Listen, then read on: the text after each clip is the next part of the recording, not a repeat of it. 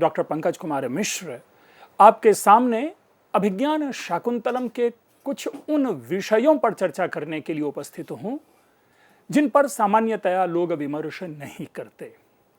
उन्हीं में से एक है कालिदास के द्वारा लिखित अभिज्ञान शाकुंतलम की मूल कथा में परिवर्तन या परिवर्धन। इससे पूर्व हम लोग जान लें कि यह कालिदास के स्वयं की कल्पना की कथा नहीं है, इस कथा का स्रोत है। और वह स्रोत कहाँ से है, क्या है, इसके विषय में भी आप लोगों ने विमर्श कर रखा है। तदनुसार हम इसे 3 रूपों में जानते हैं। एक जिसे कि हम महाभारत कहते हैं, दूसरा जिसे कि हम पुराण कहते हैं, और तीसरा एक बौद्ध ग्रंथ है, जातक कथा है, कट्ठहारी जातक। तो ये जो तीनों है, इन तीनों में अब कौन सा एक स्रोत है ये कहना कठिन है, लेकिन समीक्षकों ने प्रायशः महाभारती जो शाकुंतलोपाख्यान है उससे इसका संबंध जोड़ करके उस कथा को अभिज्ञान शाकुंतलम का उपजीव्य मानते हैं। तो अब प्रश्न उत्पन्न होता है कि वहां पर जो कथा है और यहां जो कथा है, क्या ये एज इट इज कथा है? अगर वो कहानी उसी तरह से है तो फिर बड़ी विचित्र सी बातें हो जाएगी, क्योंकि एज इट इज कहानी को डाल दिया कालिदास ने, तो फिर कालिदास की प्रतिभा कहां रह गई, क्योंकि वही कहानी है और इसी तरह से बातें चल पड़ी। लेकिन यह भी हम जानते हैं कि अभिज्ञान शाकुंतलम विश्व साहित्य का एक अमूल्य ग्रंथ है, तो आवश्यक रूप में इसमें कुछ नूतनता होना चाहिए। तो उसी को हम आज समझते हैं और जानने की कोशिश करते हैं कि जो मूल महाभारत की कथा है, शाकुंतल उपाख्यान की कथा है, अगर वहां पर है तो उसमें परिवर्तन क्या है, परिवर्धन क्या है। क्योंकि यह भी हमें जानना चाहिए कि हर कवि का अपना चरित्र होता है। जैसे वाल्मीकि का राम भिन्न है, भास का राम भिन्न है, कालिदास का राम भिन्न है, भवभूति का राम भिन्न है, कुमारदास का राम भिन्न है, दिंगनाग का राम भिन्न है, तुलसीदास के राम भिन्न है। तो इस प्रकार से हर कवि ने अपने आंखों के उस लेंस से किसी भी चरित्र को देखने का प्रयास किया है। तो जब जब उनके चरित्र आते हैं, जब जब हम तुलसी के राम कहते हैं या जब जब हम वाल्मीकि के राम कहते हैं, तो स्वाभाविक है दोनों राम में परिवर्तन होगा।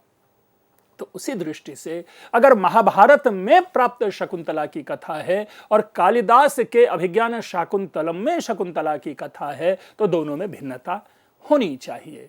तदनुसार हम देखते क्या है कि शकुंतला का जो उपाख्यान है वह महाभारत के आदि पर्व अध्याय 67 से लेकर के 74 में वर्णित है। लेकिन अब ये जो कथा है उसमें कवि ने कई परिवर्तन किए हैं। जैसे कण्व ऋषि की सोम तीर्थ यात्रा, यदि आप स्मरण में ला सकें कि प्रथम अंक में ही जैसे ही प्रस्तावना खत्म होती है और दुष्यंत आश्रम में प्रवेश करने वाला होता है कि रास्ते में बैखानस प्राप्त होता है और वहीं से सूचना प्राप्त होती है कि शकुंतला के प्रतिकूल ग्रह के शमन के लिए महर्षि कण्व सोमतीर्थ गए हुए हैं। तो ये जो कल्पना है, ये कहानी हमें शाकुंतलोपाख्यानम में प्राप्त नहीं होती। इसी प्रकार जो शकुंतला का जन्म वृत्तांत है, दूसरे शब्दों में कि जब दुष्यंत शकुंतला अनसुया और प्रियंवदा से मिलकर के बात कर रहे होते हैं, तो दुष्यंत पूछता है उनकी सखियों से कि आपकी जो ये सखी शकुंतला है इसके जन्म का वृत्त क्या है, क्योंकि उनको ज्ञात हो जाता है कि महर्षि कण्व की यह पुत्री नहीं है। तो उसमें जो वो जन्म का वृत्तांत जो है वह सखियों के द्वारा सुनाया जाता है, जबकि मूल कथा में शकुंतला उसे सुना रही होती है। इसी प्रकार भ्रमर बाधा है, यानी भ्रमर बाधा जो शकुंतला जब पानी सींच रही होती हैं और भ्रमर आकर के उनको परेशान करना शुरू करता है, तो उस क्रम में दुष्यंत ही आकर के उस भ्रमर से शकुंतला की रक्षा करता है। और वो भ्रमर पे बड़ा सुंदर जो है पूरा का पूरा सौंदर्य का चित्रण महाकवि कालिदास ने शकुंतला के लिए उतारने का प्रयास किया है। फिर एक अंगूठी का वृत्त है जिसमें कि दुष्यंत शकुंतला को अंगूठी देता है और दुष्यंत कहता है कि जब तुम मेरे इस अंगूठी के सारे नाम पूरे हो जाएंगे तो मेरा कोई व्यक्ति तुमको यहां से तुम्हारी विदाई करवा करके हस्तिनापुर ले आएंगे। तो वह अंगूठी का वृत्त या फिर उस अंगूठी का शची तीर्थ में गिर पड़ना, और उसके बाद वो शकुंतला का और दुष्यंत का सेपरेशन होना, फिर बाद में अंगूठी का मिलना और दुष्यंत को शकुंतला की स्मृति आना, तो ये सारी जो चीजें हैं जो अंगूठी का वृत्त है और उसी से संबद्ध दुर्वासा का शाप। क्योंकि अंगूठी और दुर्वासा ये दोनों का अन्योन्य संबंध है। अगर दुर्वासा का शाप है तभी अंगूठी का महत्व है, दुर्वासा का शाप नहीं है तो अंगूठी का महत्व नहीं है। इसी प्रकार से अंगूठी है ही इसीलिए क्योंकि दुर्वासा का शाप है। तो कालिदास ने यह सारी की सारी योजना को एक रेखाबद्ध किया है, और वो जो परिवर्तन है यह अभिज्ञान शाकुंतलम में देखा जाता है, चूंकि यह मूल कथा में नहीं है। इसी प्रकार जो शकुंतला का परित्याग है तथा उसके बाद की जो घटनाएं हैं, शकुंतला का परित्याग से तात्पर्य दो रूप में परित्याग हम इसको देखते हैं शकुंतला में। यद्यपि जो विमर्शकार हैं, जो विमर्श करते हैं, जो समीक्षक हैं, वो शकुंतला के एक ही परित्याग को मानते हैं, और वह परित्याग वो मानते हैं 5वें अंक में, जबकि सभा में सबके सामने वह उसको अपनी पत्नी स्वीकार करने से मना कर देता है। तो ऐसे में वहां पर शकुंतला का परित्याग व्यवस्थित होता है। लेकिन मैं ऐसा मानता हूं कि शकुंतला का परित्याग तृतीय अंक के अंत में और चतुर्थ अंक के प्रारंभ में ही कर दिया गया है। इसलिए क्योंकि जो चतुर्थ अंक का प्रारंभ है वहां पर अनसूया चिंता अभिव्यक्त कर रही होती है कि दुष्यंत अंतःपुर में प्रविश्य करने के बाद यहां के वृत्त को स्मरण में ला पाएगा या नहीं, यह उसकी चिंता है। यद्यपि प्रियंवदा रक्षा करती हुई कहती है कि न तादृशाः आकृति विशेषाः गुण विरोधिनो भवन्ति, लेकिन वो एक संवाद है, वो एक कथानक को आगे बढ़ाने का तरीका है। लेकिन उसके बाद से ही दुष्यंत की जीवन यात्रा में शकुंतला नहीं है। दूसरे शब्दों में शकुंतला का परित्याग वहीं हो चुका होता है जिस क्षण उस आश्रम को छोड़ करके दुष्यंत हस्तिनापुर का गमन करता है। तो मैं दो रूपों में शकुंतला के परित्याग को देखता हूं। यह अलग विषय है कि लोगों ने उसे दुर्वासा के शाप से जोड़ने का प्रयास किया है, लेकिन दुर्वासा का शाप तो बाद में है, उससे पूर्व ही अनसूया की चिंता प्रकट हो जाती है कि कहीं ऐसा नहीं हो कि अपने अंतःपुर में प्रवेश करने के बाद में, मतलब अंतःपुर में प्रवेश से तात्पर्य क्या है कि अपनी रानियों के बीच में जब दुष्यंत आएगा, अपनी पत्नियों से जब प्रणय आदि में बात करेगा, तो कहीं शकुंतला को भूल ना जाए और शकुंतला का यहां से विदाई कराए या नहीं, यह एक चिंता का विषय है। और वही हुआ है कि अंतःपुर प्रवेश करने के बाद दुष्यंत ने शकुंतला की सुध नहीं ली। इसके साथ ही इसमें से हम और कई सारी चीजें देखते हैं कि जो सबसे बड़ी बात है वो नायक और नायिका का जो चरित्र है, उन दोनों के चरित्र में एक उत्कर्ष दिखाया है महाकवि कालिदास ने। या यूं कहें कि जो दुष्यंत है और जो शकुंतला है उसके चरित्र में परिष्कार हुआ है, क्योंकि जो महाभारत का जो दुष्यंत है वो कामुक है, छली है, समाज भीरू है और स्वार्थी है। हम ऐसा एक भी शब्द अभिज्ञान शाकुंतलम के दुष्यंत के लिए प्रयोग में नहीं लाते। यस, हम लाते हैं, मैं कहता हूं कि इसमें दुष्यंत जो है वो कामुक है, निस्संदेह, इसमें कोई तात्पर्य नहीं, हम इसे उसके चरित्र को मढ़ नहीं सकते, क्योंकि वहां पे कामुकता ही है जो कथानक का विस्तार करता है।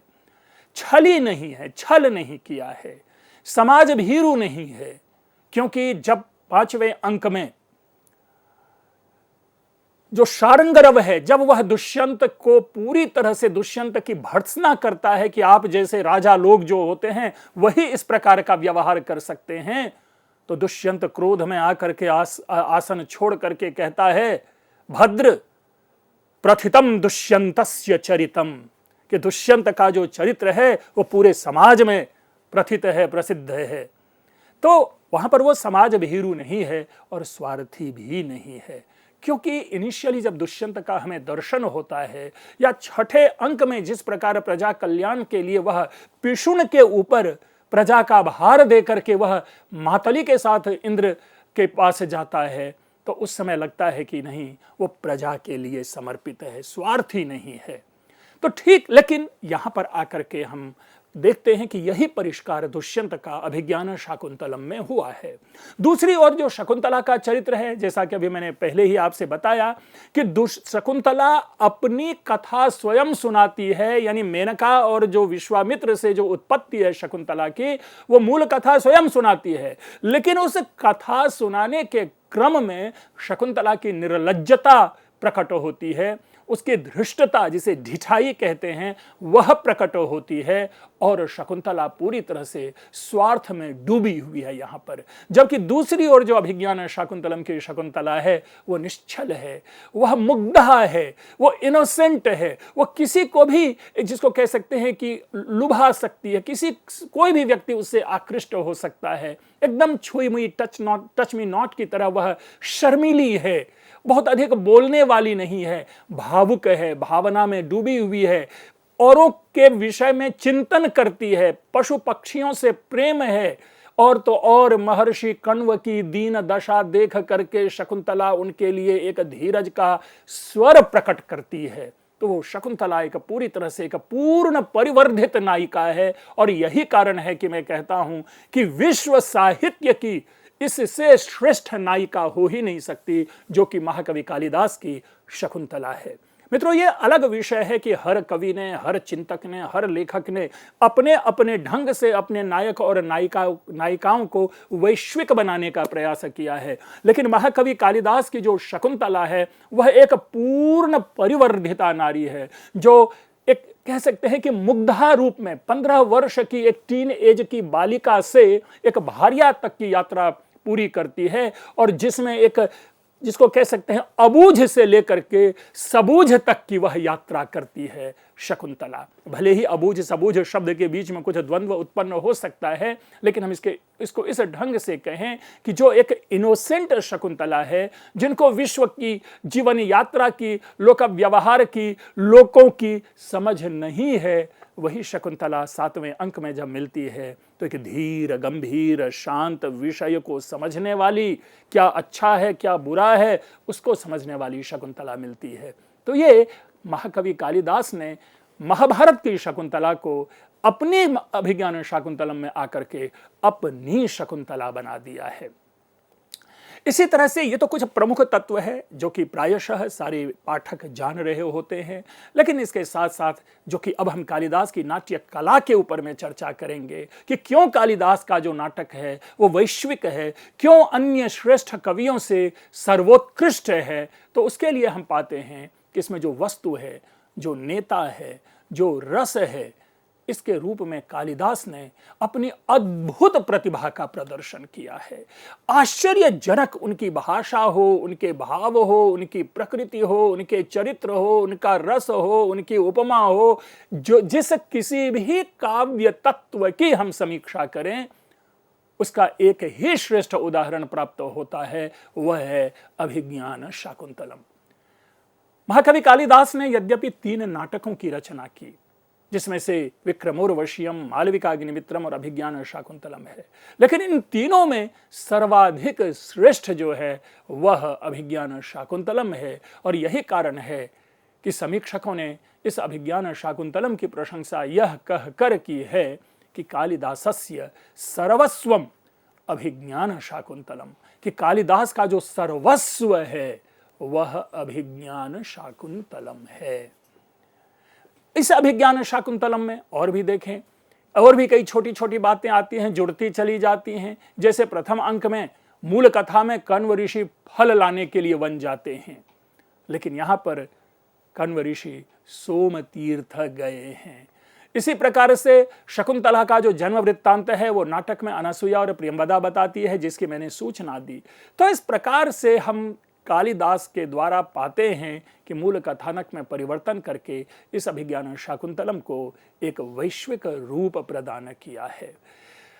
अब अगर हम नाट्य कला की दृष्टि से अभिज्ञान शाकुंतलम का आलोडन विलोडन करें, अगर इसकी वस्तुनिष्ठ समीक्षा करें, तो कई सारे व्यापक तत्व हो सकते हैं, लेकिन उन्हीं तत्वों को मैं एक संकेतात्मकता के रूप में प्रकट कर रहा हूं कि कालिदास के जो नाटक अभिज्ञान शाकुंतलम है, उस नाटक में हम घटना संयोजन में एक सौष्ठव देखते हैं, वर्णनों एवं घटनाओं के चित्रण में स्वाभाविकता पाते हैं। सार्थकता और संकेतात्मकता इसका सर्वाधिक महत्वपूर्ण पक्ष है। चरित्र चित्रण में जो वैयक्तिकता है, दूसरे शब्दों में जो चरित्र है, वह स्वयं में अपने आप में एक महान चरित्र बन जाता है।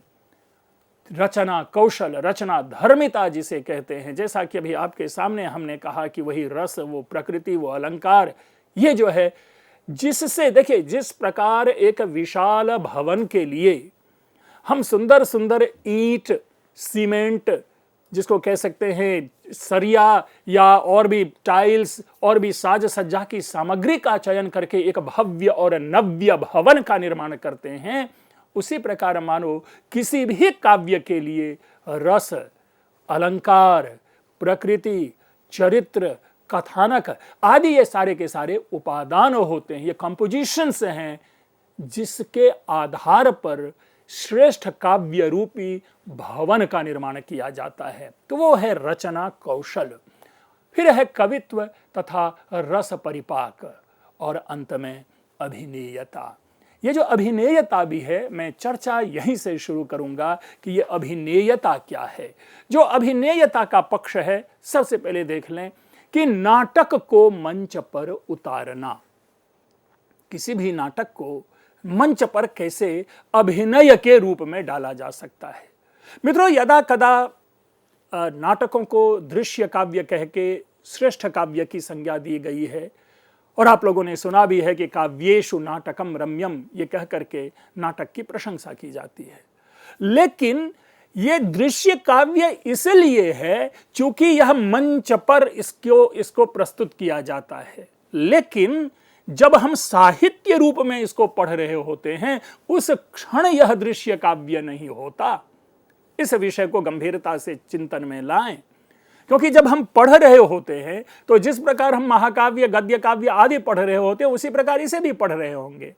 लेकिन इसी को जब मंच पर अभिनय के साथ कोई दुष्यंत बनेगा, कोई शकुंतला बनेगी, कोई अनसुया, तो कोई प्रियंवदा बनेगी, तो कोई महर्षि कण्व बनेगा, तब जाकर के और उन संवादों की अदायगी मंच पर दर्शकों के सामने करेगा, तब जाकर के वह अभिनय होता है, तब जाकर के हम उसे कहते हैं कि यह नाटक है।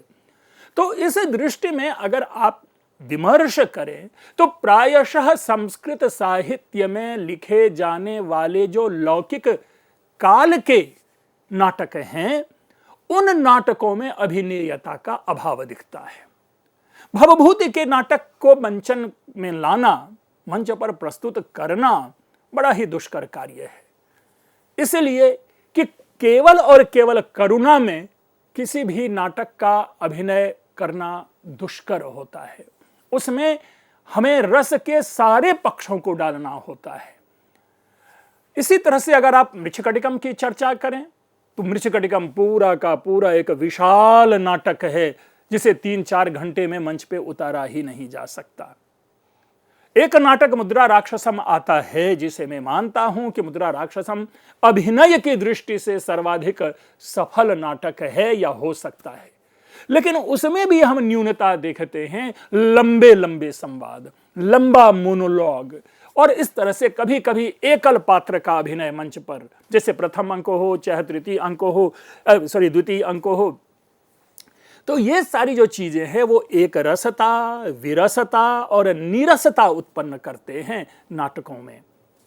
लेकिन जो महाकवि कालिदास का अभिज्ञान शाकुंतलम है, अभिनय की दृष्टि से इस नाटक को सर्वाधिक सफल माना जाता है, और प्रायशः संस्कृत साहित्य में लिखे जाने वाले जितने भी नाटक हुए हैं, उन नाटकों में सबसे अधिक मंचन यदि किसी एक नाटक का हुआ है तो वह अभिज्ञान शाकुंतलम है। वह इसलिए है कि इसमें जो रस है, देखिए दर्शकों को मूल कथा से बांधने में जो सबसे आवश्यक तत्व है वह है रस, और महाकवि कालिदास रस के संपोषक कवि हैं। वो केवल और केवल श्रृंगार रस के कवि नहीं हैं, उनमें हास्य भी है, उसमें करुणा भी है, उसमें रौद्र भी है।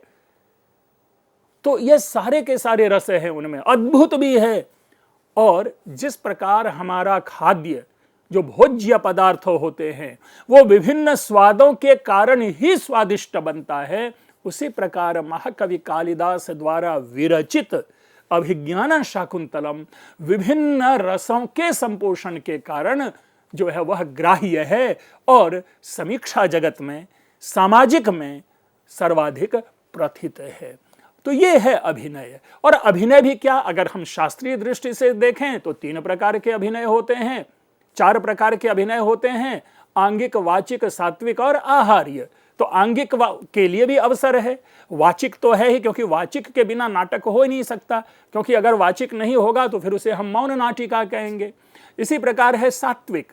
सात्विक भी आप लोग जानते हैं, चेहरे के हाव भाव, चेहरे पे पसीना लाना, आंखों में आंसू लेना, क्रोध करना, मुस्कुराना, श्रृंगार भाव प्रकट करना। और आहार्य, तो ये वेशभूषा आदि भी जो है उस अभिनय का पार्ट है। तो जब महाकवि कालिदास अपने नायक दुष्यंत से प्रथम अंक में पूरे के पूरे आभूषण उतरवाते हैं और डायलॉग दिलवाते हैं कि विनीत वेशेन प्रवेष्टव्यानि तपोवनानि नाम, तो निस्संदेह वहां पर जो है वो आहार्य जो है वो महत्वपूर्ण हो जाता है, क्योंकि एक एक अपना आभूषण, अपना धनुष आदि उतार करके जब देंगे तो किस आभूषण को हम कैसे पकड़ेंगे और उस आभूषण को कैसे हम सुपुर्द करेंगे, वह एक महत्वपूर्ण विषय बन जाता है। इसीलिए अभिज्ञान शाकुंतलम में हम अभिनय के उन सारे प्रकारों का साक्षात हम अनुभव कर सकते हैं। तो इसके बाद ये तो अभिनेयता की बात हमने की, जिसको मैंने आपके सामने कहा कि मैं सबसे पहले अभिनेयता की चर्चा करूंगा। लेकिन अब मूल विषय में जाते हैं, जहां पर कि हम घटना संयोजन में सौष्ठव देखते हैं, घटनाओं में हम सार्थकता को देखते हैं। तो यदि इसका हम विश्लेषण करते हैं, घटनाओं की सार्थकता से क्या तात्पर्य है, इसका तात्पर्य यह है कि कालिदास ने या किसी भी कवि ने अपने काव्य में यदि किसी विशिष्ट घटना को प्रस्तुत किया है तो उस घटना का संबंध नाटक से है या नहीं है। दूसरे शब्दों में, अगर हम स्वप्न वासव दत्तम के 5वें अंक पर विमर्श करें, जिसे कि स्वप्नांक कहते हैं, और उसी अंक के नाम पर स्वप्न वासव दत्तम नाम भी है, लेकिन क्षमा चाहूंगा यह कहते हुए कि उस स्वप्न दृश्य से किसी भी प्रकार की जो कह सकते हैं अन्विति, जो तीव्रता है, जो गत्यात्मकता है नाटक में, वह नहीं दिखता। वह एक सुंदर कल्पना है, वह दृश्य अत्यंत सुंदर बन पड़ा है, लेकिन नाटक के अवसान में, नाटक की घटना में, नाटक की विषय वस्तु में कहीं भी इसका उपयोग हम प्राप्त नहीं करते। तो इसलिए हम वहां पर देखेंगे, हमारा ये विमर्श होगा, हमारी समीक्षा होगी कि क्या स्वप्न वासव दत्तम के स्वप्नांक की सार्थकता स्वप्न वासव दत्तम नाटक में है या नहीं है। तो इसीलिए घटनाओं की जो सार्थकता है, या इसी प्रकार से हम जब देखते हैं मृच्छकटिकम के 6ठे अंक में वह दृश्य देखते हैं जहां पर कि जो मिट्टी की गाड़ी है, उस मिट्टी की गाड़ी में जो आभूषण भर दिया जाता है, तो उस आभूषण भरे जाने का एक प्रतीक है जो कि विपर्यय होता है, जो परिवर्तन होता है। जो मिट्टी का है वो सोने का बन रहा है, हम उसका संदेश, उसका प्रतीक लेते हैं। तो उसका जो प्रतीक है, चूंकि आगे हम उसको समझ पाते हैं, इसलिए उस घटना की सार्थकता बनती है, क्योंकि आगे आने वाली घटना में वसंत सेना का भी भाग्य विपर्यय होता है। तो ये जो चीजें छोटी छोटी, जब तक उस घटना का संबंध कथानक में चरित्र से, इसी तरह से किसी अन्य तत्व से उसका संयोजन और संबंध ना हो, तो मैं समझता हूं कि उस घटना की सार्थकता नहीं रह जाती, भले ही वह घटना, उस घटना का विन्यास, उस घटना के संवाद कितने भी सुंदर क्यों ना हो। महाकवि कालिदास के जो अभिज्ञान शाकुंतलम की चर्चा करें तो प्रत्येक घटना स्वाभाविक तथा सार्थक है।